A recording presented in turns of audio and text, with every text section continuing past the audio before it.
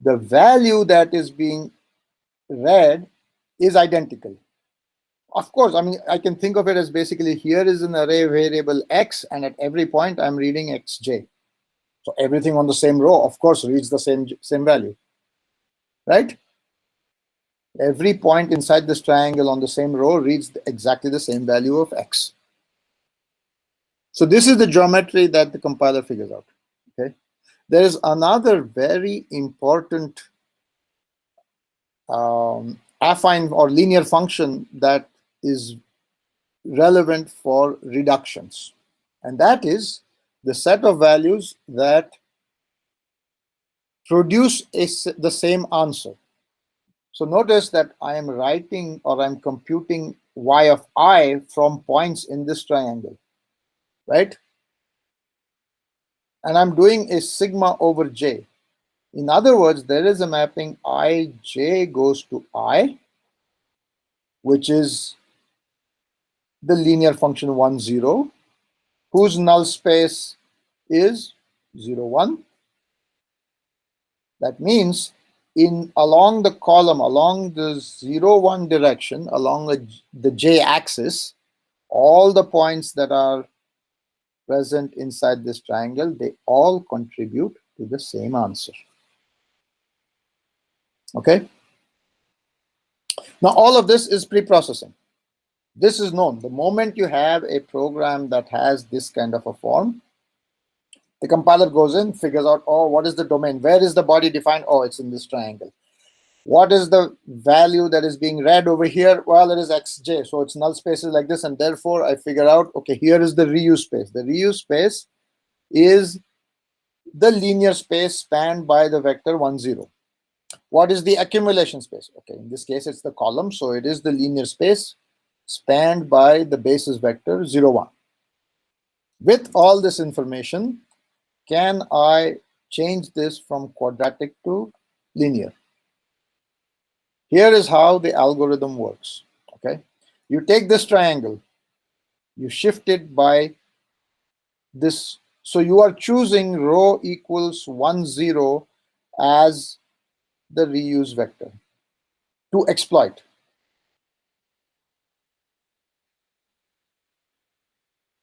Okay.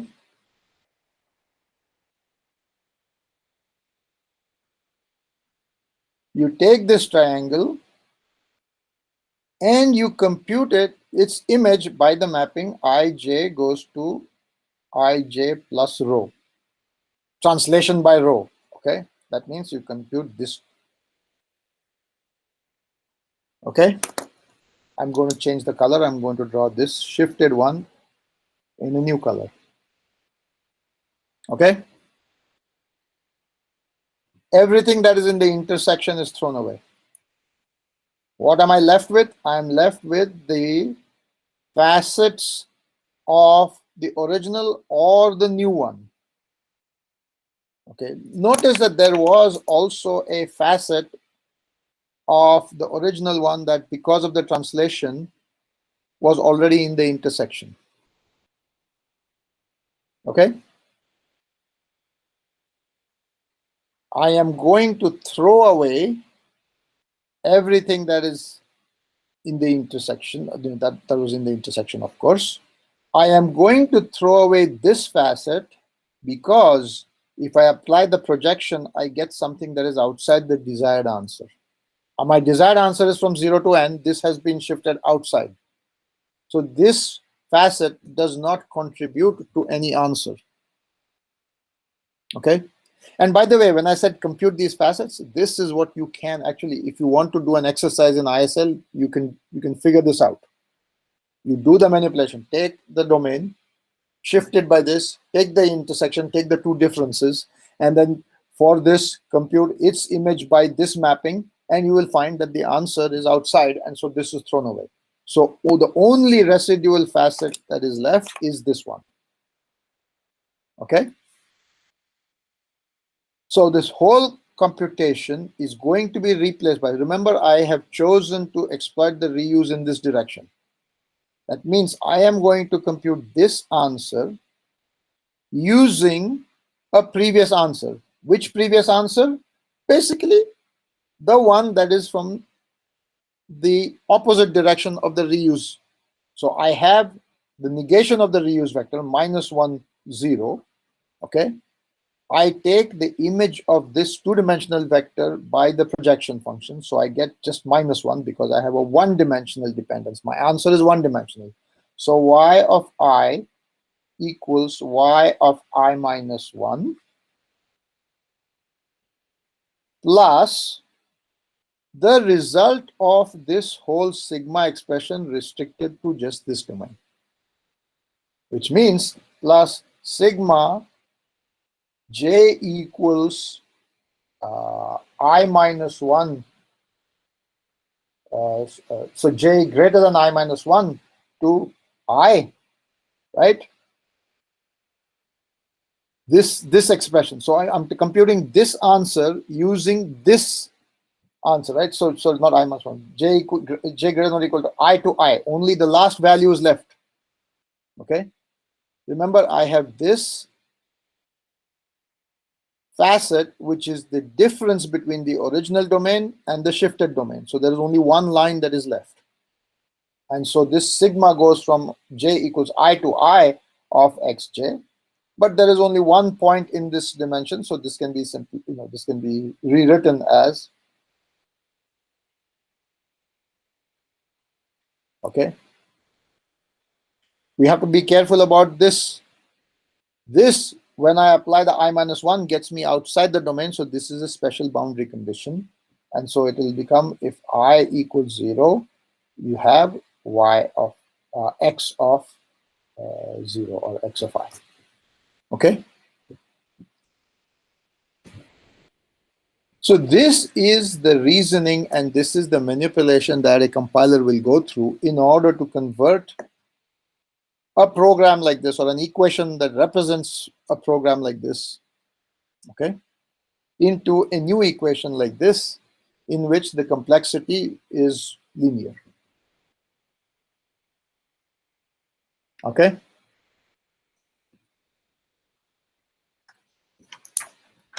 Will you be able to do an exercise for me? So what if I tell you y of I equals sigma x of I minus j, j equals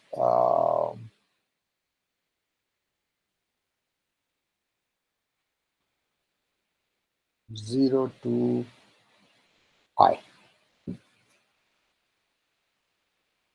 So I'm just changing this function. Can you go through the thinking and the reasoning?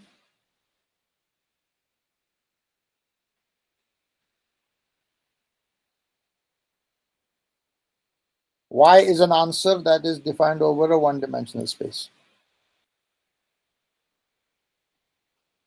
J equals 0 to I, so my domain is still a triangle. Answer is here. My accumulation space is ij goes to I. Its null space is 0, 1, right? Now the only difference is this other function. So tell me what change happens. You are still reading a one-dimensional variable x, okay? But in this point ij in the triangle, you're reading memory location I minus j. 3 steps, right? What is the read function? I put some questions in the chat box.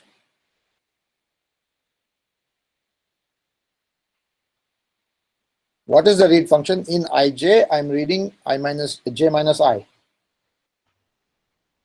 Oh, no wonder you guys are confused. This should be j minus I, of course. Is that why you were quiet?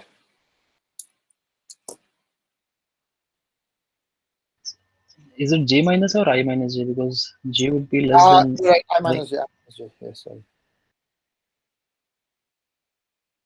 See, keep me honest. Please keep me honest. Otherwise, I'll tell you all lies. so on this, the x would be, I mean, on the diagonal or is it?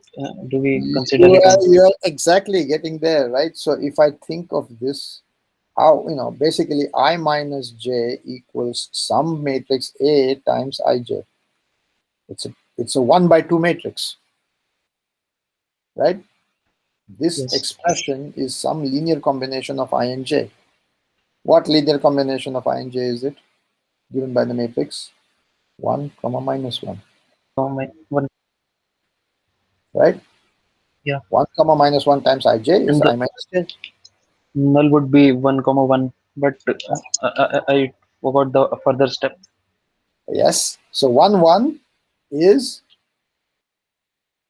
rho, which means if I Yes. take this triangle and inside this triangle I move in this direction, I am Yes. reading the same value of x, Okay. right? Okay. This point reads x0. All the points on this diagonal where I equals j reads x0. All the points over here where I equals j plus 1 read x1, etc., etc. And this last point reads xn or xn minus 1. But the pattern where the same point is being read is along this 1 1 direction. Yes. Agreed? Yes. Okay. So if that's the case, then I should take my green triangle and I'm going to shift it in the 1 1 direction. And what do I get? I get this black triangle, which is like this. Okay. Shift it towards. Okay. Shifted northeast. Yeah. Yeah. I'm going to delete everything that is in the intersection. And I'm going to be left with this is already in the intersection, this diagonal edge. This edge of the triangle shifted points gives me something that is outside, disappears. Yes. And I Yes. am left with this residual computation. And again, it is one dimensional, Yes. right? Yes. So how Okay. do you write this? The bottom one.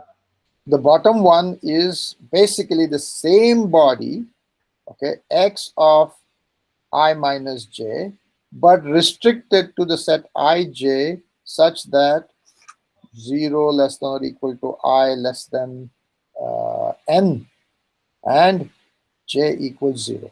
It's a Okay. two-dimensional set. It was basically, and ISL can compute this set for you. If you take the triangle and you translate it by 1 1 and take Okay. the difference, it will give you this. And this line is just, it's a polyhedral set.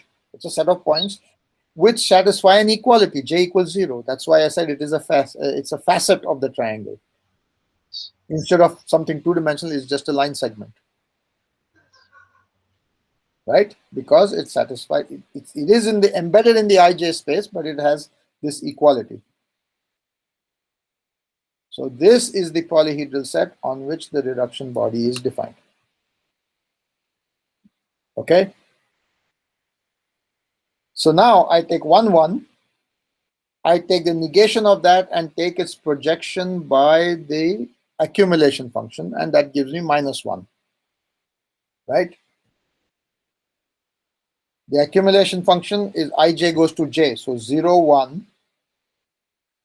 All points in a column go to the same answer. So 0 1 is the projection function of the reduction. That multiplied by the row that I've chosen, which is 1 1, is equal to, or the negation of the row that I've chosen is equal to minus 1. So I'm going to say y of I equals y of I minus 1 plus something. What is the something? The reduction body at, this reduction body at I, right? Which is equal to sigma. And when I say j equals 0, sigma, if the bounds on the summation is simply j equals 0 to 0 of x I minus j. Okay. If j equals 0 to 0, this is the same as xi. Okay. So this is what it computes. And by the way, all I did was showed you exactly this equation. It is also a prefix sum. but written as a different equation. It was written like an equation like this. But if you look at it, all of these points read this value, right? So this is the summation of this plus this plus, the summation of all of these values in this triangle is the summation of these values being read. So at I am computing just the prefix of x and adding them up. So It's just, the one step I didn't understand where we multiply 0, 1, which is the projection, by minus of 1, comma 1, which is the row. oh, but that, because that is the rule for the simplification. I am, if I am, so the argument, the rule is as follows, right? So if I observe that many of these values are identical to many of these values by shifting like this, Okay. right? All of these values contribute to a majority of these answers. So this answer can be computed from the previous answer Yes. plus whatever is left. Okay. Okay. So whenever I choose to shift to the right, I will depend on the value to the left. This is in Yes. a two-dimensional space. This is in a one-dimensional space because this is just one answer. And so I have to apply the projection function to the negation of rho. Okay. Okay. Okay. So Okay. that's, it's just, So we're calculating the negative projection you're calculating the negation of the of shift project. vector and projecting that. Okay. Okay. All, that is what the compiler Yeah. will do when it constructs this new equation. Okay. Okay. So you can write this as an MLIR pass if you if you want to do that. Okay. Yes. All right. I'm I think you guys are all tired, so I'm going to go. I'm willing to go as slow as it takes. And I'm going to give you a different example, but also very interesting. And this is Question here, actually a Professor. practical. Pardon? Uh, like from the original equation to the one we've reached, like what reduction have we actually brought in? Like we still have xfi and we still have oh, we lost j. No, We lost sorry. the J index. See, Yep. J goes from Exponent 0 error. to 0. So J can be, you can substitute it Yeah. out. Instead of a quadratic, instead of computing the body on an entire triangle, I'm only computing the body on a line. Okay? Is this somewhat like a PCA? Is this a bit like principal component analysis? It's nothing like principal component analysis. Principal component analysis looks at data values, and in that data value, it determines basically An eigenvalue. eigenvalue and then This is nothing like that. okay. This is a program analysis technique that is used to discover from a simple specification of a program. It is used to discover efficient algorithms that implement that specification.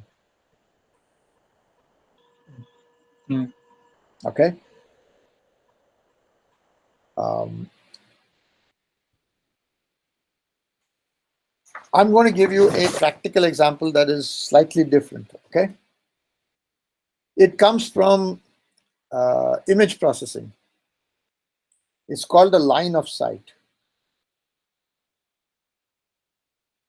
Okay. So you have some data. Okay. And at every point ij, there is some elevation. It's some hilly terrain, right? And so you have the elevation. I'm going to call that a variable z, and you see what it is. Okay. And you want to determine whether for every point inside this image, you want to determine whether it's in the shadow or whether it's in sunlight. Okay. Whether from that point you can see the sun or not. Okay. What information in addition to the elevation would you need to solve this problem? So can you please repeat? So I'm asking you to solve this problem. And I'm saying that I haven't given you all the information. What information do you need in addition to that? Coordinates of sun. Coordinates for the sun. The sun is at an infinite distance, but you are absolutely right. I need some information about where the sun is. Okay, Yes. sun is at an infinite distance. So what really do I need about the sun? Maybe not in Cartesian coordinates. Can I think about some sort of a polar coordinates for the sun? Angle we need. Which angles do you need? Do you need one angle or multiple angles? One angle should be sufficient. You are on the equator.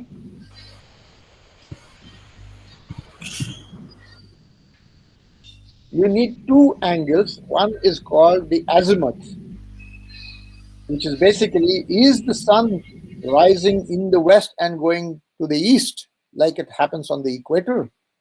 Or whether you are at some altitude, in which case the sun can rise north of the equator depending on the season. Remember, it doesn't rise exactly due west. Okay, so at any instant, what you need is in the XY plane, you need an angle of the sun. That's called the azimuth. Okay, and then you need the elevation of the angle, and that's the theta. So you need phi and theta, the polar coordinates of the sun. Okay. Now I told you all this. I made you feel guilty that you didn't know all these answers, and I'm going to simplify my problem. So if I know that the azimuth is like this, then I go along this direction, phi, and only the points here are potentially going to cast a shadow on me. None of these points over here can cast a shadow on any given point ij, right? So I actually have to consider for any point ij only one line of points. And I'm going to simplify that problem for our sake by saying phi is equal to 0. So the sun is in the west and goes in the east. So only these points in a row are the potential points that that can cast a shadow on me. Okay? With me so far? In other words, if I have I and j as my two space data axes, I can formulate independent problems for each row. So I'm going to ignore the j axis, in fact. Okay? So I'm going to say that point I is in shadow if what? And I know theta now. I know theta, and I'm assuming phi is equal to 0. So given this information, and remember I have now z of I, right? That is the altitude of this point.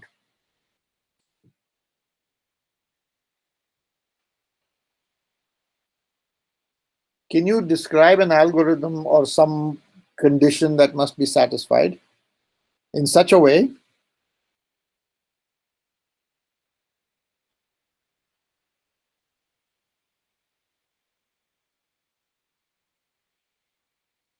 what are the conditions that must be satisfied that I is in shadow? So let me show you the cross-section view of this hilly terrain. So I'm going to show the I and Z of I axis, and I have some elevation like this, okay? And let's say the angle of the sun is this theta, let's say it's 30 degrees, okay? Then, is this point in the shadow? Or can you see the sun from here?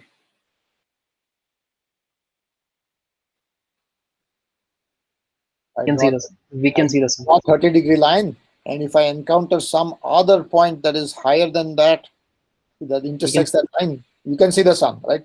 All along this, you can see the sun, okay? What about this point here? It would depend on the angle, but I think with the image, I think we won't be able to see. That's why I drew it in red. I drew this Yeah. in red. Drew this in red, right? So probably if I see my 30-degree line from here, all these points are in the shadow. Then some other points are now again in the sun, and I see some other band of points over here, right? And oh yeah, I'll get to them, some points like that, right? So some things are in the shadow. Maybe this is not in the shadow. Everything else here, these points are in the shadow. Maybe these are in the shadow, and depending on the angle, these are in the shadow. This is not in the shadow, but then this is in the shadow, not because of this point, but something else further west, right? You can imagine that, right? So if I ask you to write a program, if I give this to you as a programming assignment, what would you write? We'll see towards east and the points which are Towards like on, west, right?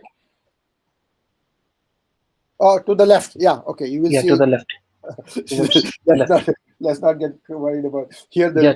The east was on the left. Okay. Okay. Yeah, towards to the left. I think we would be seeing if the sun is on the left, and the Mhm. points which are before us, if they make more than 30-degree angle. So you are going to do something over j equals 0 to I minus 1 or something like that. Yeah. You're looking at all the points from j equals 0 to 0 j. all the way up to I minus 1. Yes. Yes. So on Yes. the ith answer, you're going to look at that, right? Yes. Okay. Yes. And then And then if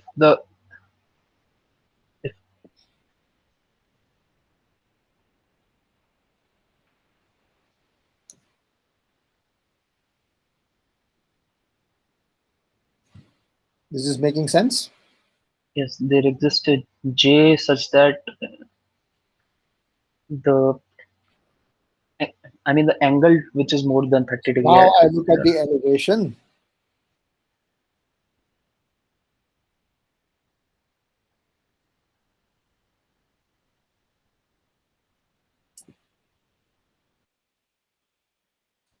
Divided by, you Divided want by this to the be greater than horizontal 10 distance. theta or something, right? Horizontal distance, yeah. Horizontal distance, which would be 10 theta. Yeah. The horizontal distance. So which the horizontal distance is some scaling factor, let's call that h, is the scaling factor of my map times I minus j, right? Yeah. Okay, so this is some linear inequality, or this is some predicate on I and j. Okay, everyone with me so far? Can we make this into, yeah? Nothing. Can we think of somehow making this into a reduction? Because then we can try and use these, So if you think about this, there exists j from 0 to I minus 1. That means to compute this answer, I'm going to do a test of all of these points to the left.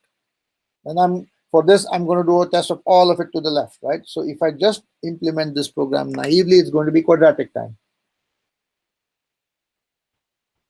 You agree? Yes. Can you do it in linear time? I mean, why would I introduce this problem here today if the answer is not yes?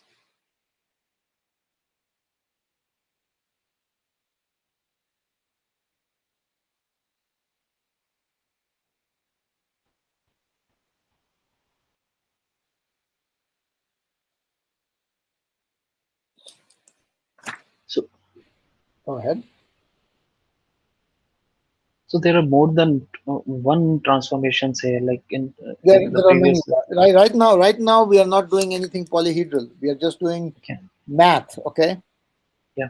Because we are designing the algorithm, and not all of this can be 100% automated. So don't think that the compiler is going to do all of this. Some human input is needed. It's only when you now formulate this thing like a max over a range of values can you use what the techniques that I described.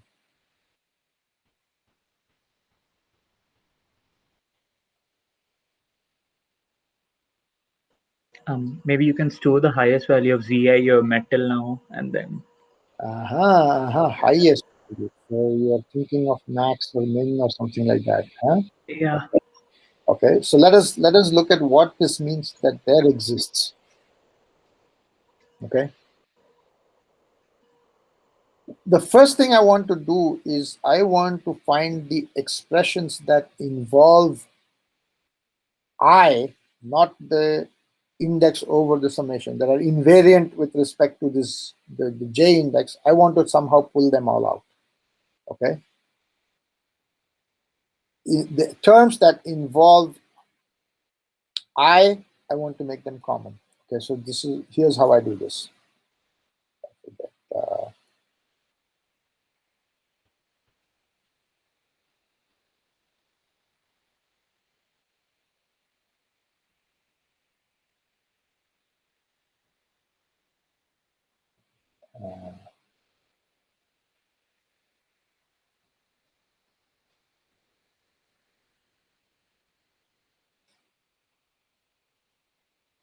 So I'm going to divide everything by h tan theta, and I have zj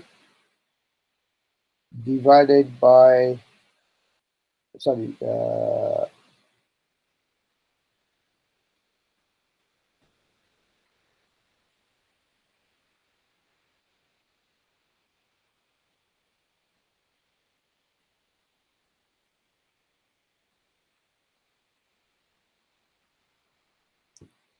okay. Then I'm going to take the I term out, okay, and so this is zj minus hi tan theta divided by h tan theta, okay. So we can't see the last line. It's not in the range of camera. Okay. So all I'm doing is just basic algebra, right? So I'm taking all the j terms. So hj, sorry, plus hj plus hj divided by zj plus divided by h tan theta plus j. Okay, and I'm just writing it as one formula. So it is zj plus jh tan theta divided by h tan theta greater than zi divided by h tan theta plus I. Same thing, okay? Whichever way you want to do this algebra, okay? I want to think of this as some function g of I, and notice that it's the same function g, right? So this is g of j greater than g of I, and g can be evaluated in constant time, okay? So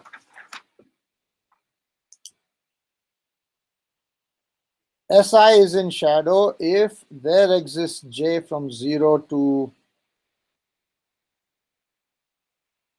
I, if g of j greater than g of I, right? There exists this, and this inequality must be satisfied at all points j. I want to factor out the I part, and that is exactly where you were heading, right? There exists something. So I have a range of points, and at each point there is some function g, and here is a g of I, okay? If there exists one point over here whose g is greater than this, it's the same as saying that the max of gj, j equals 0 to I minus 1, that max is greater than gi, right? I'm just, it's something like a distributive property. I'm evaluating over only the G's, and this term is independent of I, and I'm pulling it outside. Okay. So existential quantifiers like this over mathematical properties can often be replaced by max. Another source of beautiful reductions. So now this is a max, this is a reduction.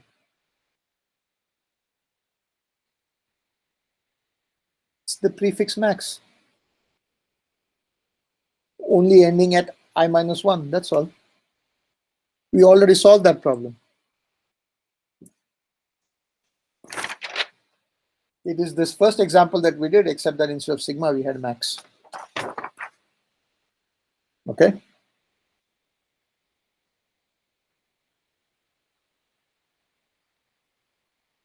So we are at 8:43, so I think it's time for a 5-minute break for you. It's 8:43 here, so it's 8:15 or 8:13 for you. Okay with me, sir. Pardon? Okay with me, I said, but I think Oh. anyone else should say yes. They're already on break.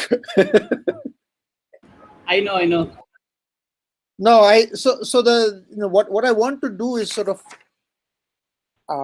I want to sort of leave this with some possibly open problems. Some of them are not fully solved today.